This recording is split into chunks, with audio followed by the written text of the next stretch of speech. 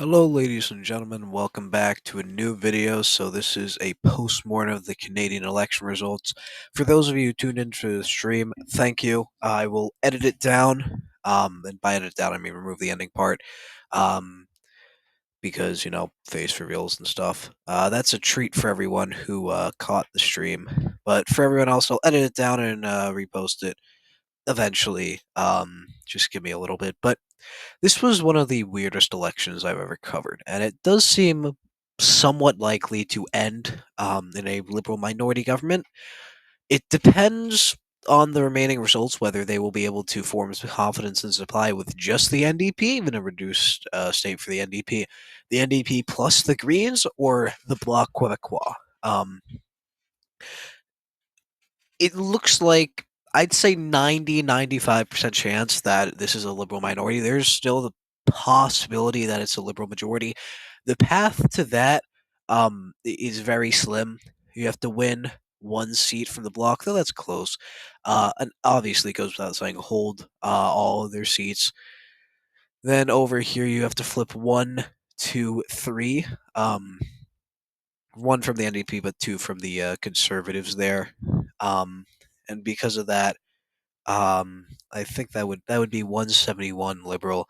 Then you have to win none of it. So virtually every competitive seat left, they have to win. Skeena Bulkley Valley is the only competitive seat off the table for the Liberals. Otherwise, they can win virtually every other one, and they will have to win every other one. Um, if they want to win this election with a majority government. But like I said, if they lose a single one of the remaining seats, which there are some close seats, Kelowna, even Fleetwood is relatively close. Colleton is close. Surrey Newton is close. Like these seats are uncalled because they're close. Sault Ste. Marie is relatively close, even though that's probably approaching a call. Kitchener Conestoga is close. These Brampton seats are close. Eglinton Lawrence is close, and Carleton is close, but that's also approaching a call. And then Terra Nova is the definition of close. This is separated by some 50 votes. This will actually that might be 46 votes. It will go to a recount. We have to wait and see on that. But the real question is whether Liberal plus NDP will equal 172. It is looking like it will. Currently, they're at 174. Um, I will say there's a chance it doesn't. Obviously, the path to the Conservatives locking them out of that would be here. They're at 174 combined. This would put them down to 173. Winning back, Brampton Center would be the closest one. 172.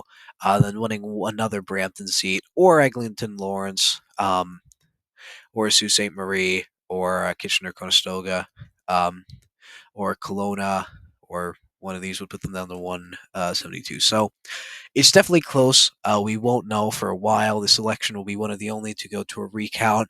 Um, Reminds me of the 2024 British Columbia provincial election, where that wasn't decided for a while. But it does appear that Liberals have won with the NDP. I really don't see any scenario where Conservatives can come back from this, take back the lead. Even though theoretically that could happen because there's a 12 seat difference between them. Um, and even Liberals lead in 13 seats. So if Conservatives potentially flip every one of those, then they could win the election. But realistically, that's not going to happen. But this is a significant conservative overperformance. This government that the Liberals will form, that Mark Carney will be the prime minister of, is relatively unstable. Obviously, the NDP won't be looking for a new election, but even so, the NDP doesn't have a leader. Jagmeet Singh, out of his riding of Burnaby Central, he got 18% of the vote. That is insane. He was considered a contender for re-election, and he wasn't even close to getting second. He underperformed polling. And that's the general story of this night. The NDP did worse than the Bloc in the popular vote, which is insane. They got 20% last time, and now they're down to 6.1%. So it does seem like generally the Greens underperformed. We'll talk about one of their seats that they lost. The NDP underperformed. Even the Bloc, to some extent, underperformed. But Conservatives were the ones who really overperformed this election, and Liberals underperformed as well. as much as possible. Obviously, they weren't going to underperform too much, um, with Block and NDP underperforming. But the Conservatives did get quite a bit. And I think we'll go from Atlantic Canada eastward going over these. So in Newfoundland, Conservatives got one flip, and potentially they could have another flip out of Terra Nova, the peninsulas. This seat was actually called for Conservatives before, but uncalled. Eventually, this is one of the only elections in recent memory where an election has been uncalled, which really doesn't happen that much in Canada. But Conservatives could have potentially be emerging with 3 out of 7 seats in Newfoundland and Labrador, and even Labrador was relatively close. This does come from a local dispute with fishermen against the natives. A lot of natives overfish, even on purpose, in the area. So Conservatives capitalized on that to hold central Newfoundland, flip long range mountains, and do well enough in Terra Nova, the peninsulas. So a pretty good Conservative result there. On New Brunswick, they did basically all you could ask for. They held Miramichi, Grand Lake. They didn't do good in these two cities, though. Like I said, they are cities. Madawaska, Restiguchi, whatever the hell it is. They actually did much better than expected here. Same thing in a lot of these seats here. Um, Prince Edward Island, Egmont, they overperformed a bit. Malpeque, that was a pretty significant underperformance. Charlottetown and Cardigan also. Um, And in Nova Scotia, Conservatives got their asses handed to them. South Shore St. Margaret's, they lost an incumbent by 13%. Rick Perkins got destroyed here. Um, Same thing with Cumberland Colchester. This wasn't really expected, but Stephen Ellis ended up going down in his reelection campaign. Central Nova was relatively close. This does.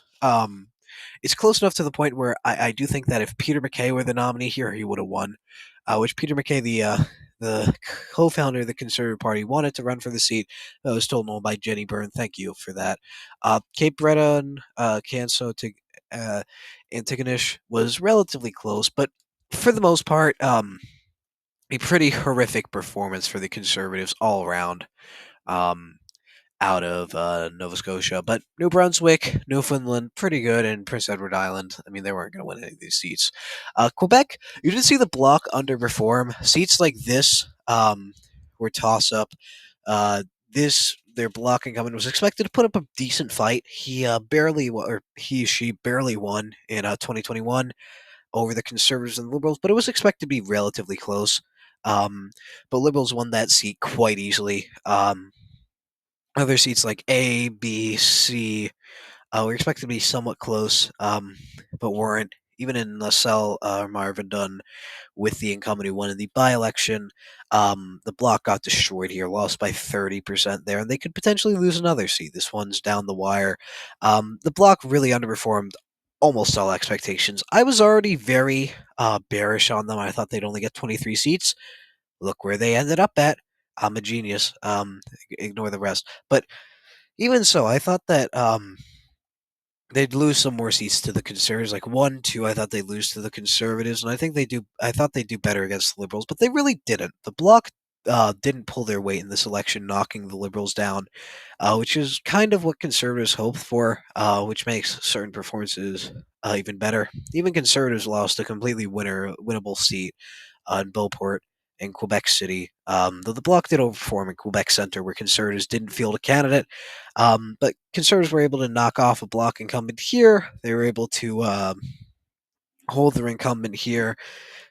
They didn't do great here, and the Bloc was able to knock off a Liberal incumbent, redistricted into a poor seat for him over here in a seat that I won't even bother pronouncing. And another notable result is that Conservatives got relatively close in a seat in Montreal. The seat was expected to be kind of close in some pre-election polling. I even know back when Conservatives were favored to win in a landslide, at least Polywave, not 338, had Conservatives favored to flip this seat. And it was relatively close this time around. We'll get to Polywave in a second. But over in Ontario, this was the surprise of the night. I wouldn't be shocked. Yeah, we just got a Sault Ste. Marie call. But I wouldn't be shocked if Conservatives won the popular vote in Ontario. Now, for some poor results for Conservatives, Peterborough and Bay of Quinte both flipped. Peterborough by 13%. I didn't even know it was that high. It was 10% last I checked. This was a conservative incumbent whose funding was pulled out to go to a different seat at Carleton. This is the shock of the night. There's really no way that he can come back from this, but Pierre Poilievre is going to lose his seat. Um, he's going to lose re-election to his own riding. This riding was considered very competitive at the end of the campaign, um, but no one really thought seriously that it would go liberal. And Bruce Fanjoy was able to capitalize on a lot of the anti-Pierre sentiment, even in his home riding, seemingly, and knock him off because of that. Which means that in a relatively good performance for the Conservatives, we'll get to that, Pierre Poilievre goes down with the ship. And loses re-election to his home riding at the same time as overperforming. Now, in Northern Ontario, Conservatives were expected to win this riding. They were also expected, perhaps, to win Sault Ste. Marie. I know even my prediction had it going Conservative, but where they overperformed was these ridings. Now, 1-2, and for a little bit, this was a call for the Conservatives that it was retracted. Was kind of a weird theme of tonight. These seats were closer than expected. In the case of 1 and 2, conservative flips when really no one had them flipping conservative. That was a major upset. I think it goes to a theme we'll talk about more broadly, but when you get to South Ontario, this is what shocked me. I was floored by this. Essex and the Windsor seats. Windsor West, you have an NDP incumbent here who I thought would win re-election. And the real contest in his riding was whether he or the Liberals would win it. Conservatives came out of nowhere and won this riding. Same thing with Windsor Tecumseh Lakeshore. These were pretty liberal ridings. Windsor West was an NDP riding, but Windsor Tecumseh Lakeshore was a liberal riding. Conservatives came out of nowhere and ended up flipping that. Same thing with London Fanshawe. NDP incumbent once again getting third. This is a common theme that we'll see again. Well, Conservatives came out of nowhere to win this by 10.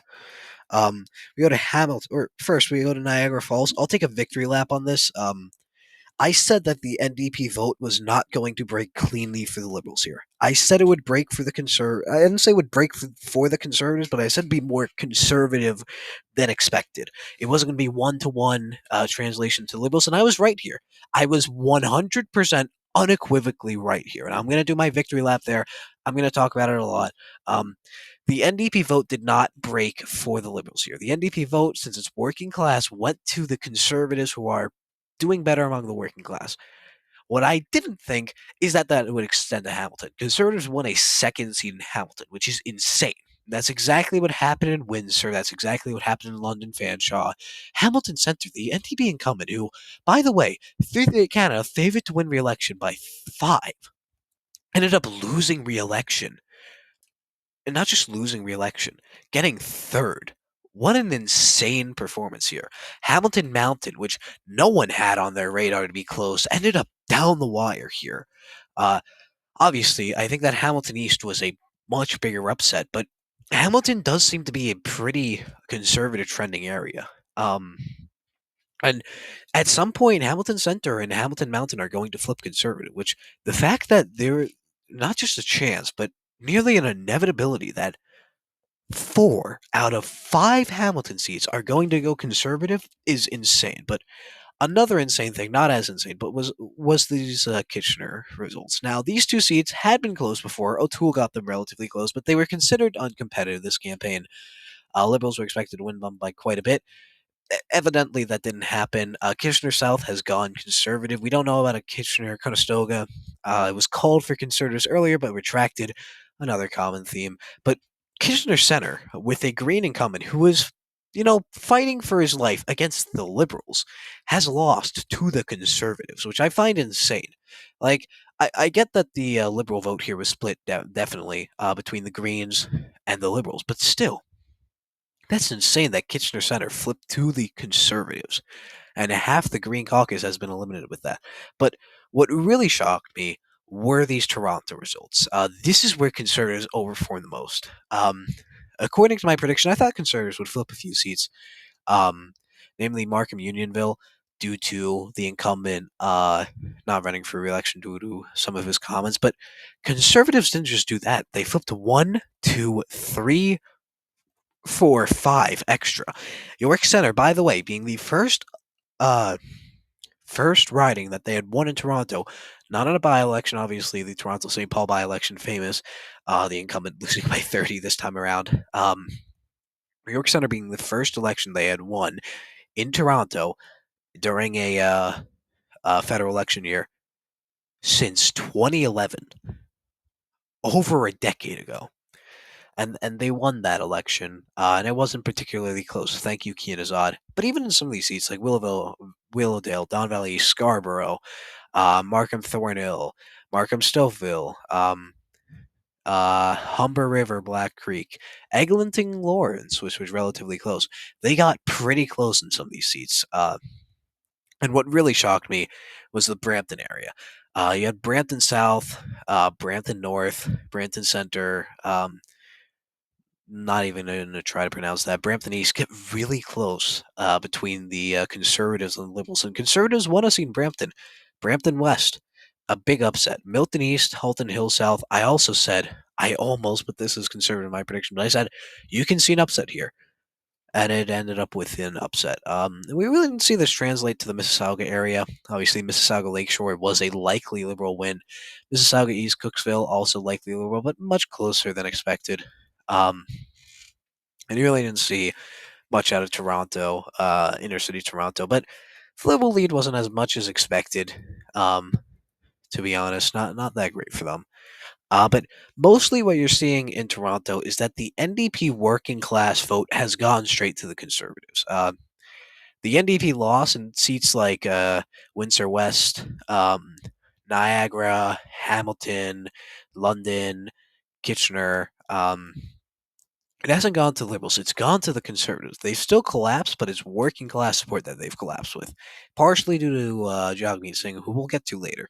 But they've collapsed with working class support, and it's gone to the conservatives, and that's part of the reason why the conservatives flipped so many seats in Toronto, even amidst losing seats like Peterborough, Bay of Quinte, Carleton.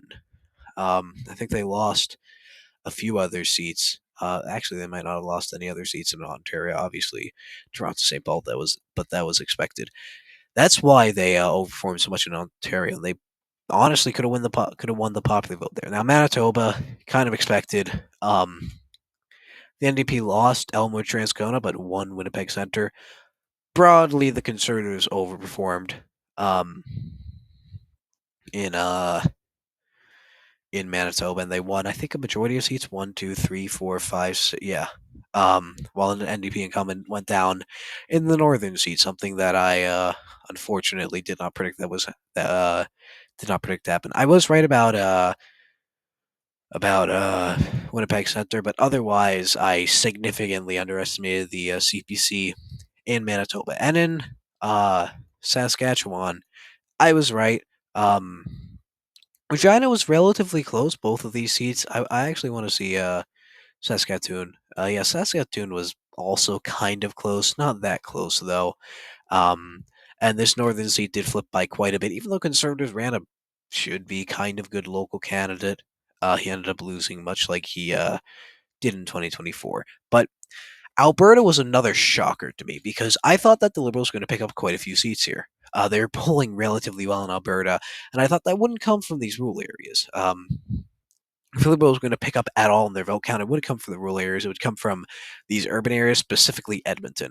And while I predicted that 5 out of the 1, 2, 3, 4, 5, 6, 7, 8, 9 Edmonton seats would flip against or wouldn't vote against conservatives, it was only 2. Edmonton, Strathcona, local NDP candidate kind of expected, but Edmonton Center, barely, barely a liberal win. The mayor of Edmonton lost his riding in Edmonton Southeast by 15, an insane performance, while the NDP also lost an incumbent in Edmonton Griesbach. So the Conservatives ended up netting seats in Edmonton. And out of Calgary, a Liberal incumbent lost in Calgary tonight, while Calgary Confederation barely flipped Liberal. So a massive underperformance for Liberals in Edmonton and Calgary, and partially the reason why I think Mark Carney didn't end up running for Edmonton Centre. Now, British Columbia was also insane. Skeena virtually has gone conservative. I don't know why that's not called, but On the island of Victoria, or Vancouver Island, I think, you had one NDP upset where an NDP incumbent was reelected. They were mostly considered dead on arrival here. And evidently, they weren't, even though they did lose one to that NDP incumbent got actually nearly got fourth there, and depending on the remaining two polls, could get fourth. Also lost their non-incumbent, and probably lost in Skeena, so they got fucking destroyed. On Vancouver Island. Also, Edmund Esquimalt Sandwich Sook Liberal won, even though I expected a Conservative to win. Victoria, they lost an incumbent. Saanich Gulf Islands, Elizabeth May won, but with a much lesser win than usual. Obviously, I predicted her to win by like 7 or 8, but still a relatively worrying sign of the Greens. And around Vancouver, Conservatives did overperform. One, I thought that out of Abbotsford South Langley, that Mike DeJong would win. That was kind of dumb. It looks like the riding polls were off there, but he did put up an impressive 18% performance. That wasn't enough to screw the Conservatives out of the seat, though. They really did win that. Langley Township, Fraser Heights, John Aldag continues his losing streak. Sorry, man. Um, Looks out of Cloverdale, Langley City. He will not achieve revenge across the border. Tamara Jansen has a 1,000 vote lead. It obviously could end up failing, but she is the favorite to win re-election. Pitt Meadows, which I thought would go liberal, ended up going conservative. Though we did have a minor upset, at least for me. Kelowna, which I thought would end up going conservative, probably ends up going liberal. These remaining seats weren't really that close, though the one I thought would be closer, Okanagan Lake West, was actually more lopsided. But the real story for me was Vancouver itself, where you had quite a few of these seats competitive. Port Moody kind of expected to, but I was used that no one expected to be competitive. Richmond Center, it was expected to be competitive, but 5 point win for Conservatives is kind of insane. Richmond East Conservatives narrowly fell short. Delta also relatively competitive. Surrey Conservatives pulled off the upset in Surrey. They didn't win any of these seats. They actually lost a seat in South Surrey. I think Carrie Lynn Findlay was a high-ranking cabinet official, but they were able to win quite a few of these, or they were able to narrow quite a few of these Surrey seats up, which could potentially prove good for the future. And they also were able to make some of these seats on the outskirts of Vancouver much closer than they really should have been. It also looks like the NDP got wiped out in Vancouver. I did predict that they'd win 3 seats. It looks like they'll win 2. Don Davies should probably narrowly win. The fact that that was close at all is embarrassing. Out of Burnaby Central, Jagmeet Singh, who I thought would lose by like 2 to 3%. Um, he was 24% away from winning. This is a competition whether the Liberals or the Conservatives would win the seat. That is insane. That's part of the reason why he resigned as leader on election night, which means that the NDP will go through the process of seeking a new leader, which will make it much harder for Carney to coalition with them for confidence in the supply, which could complicate his ascent to the prime ministership and could potentially lead to an early election. I also thought that New Westminster would go NDP. The NDP incoming got third. Conservatives potentially have won this seat. It might be close. I could see Liberals winning it, but it does look like due to the NDP vote split, Conservatives might have won that seat. So the big takeaway from tonight, I think, is that the Conservative Party, much to the dismay of some people like Token Canadian, who have tried to lie to you and tell you that the Conservative Party is not viable long term, it is. Because what conservatives have done is they've flipped the working class, they've flipped groups like Indians, Asians, Chinese, they've made massive inroads among minorities, even Jews.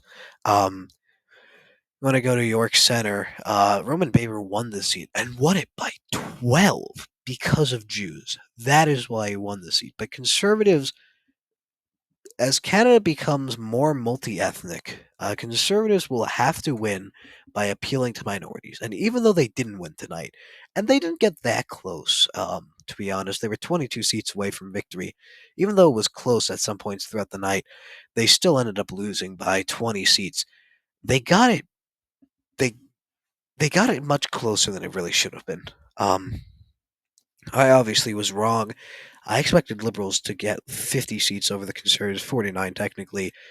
22 is a far cry from that, and the Conservatives now are viable as a party nationally because as Canada becomes multi ethnic, they are becoming a more multi ethnic coalition.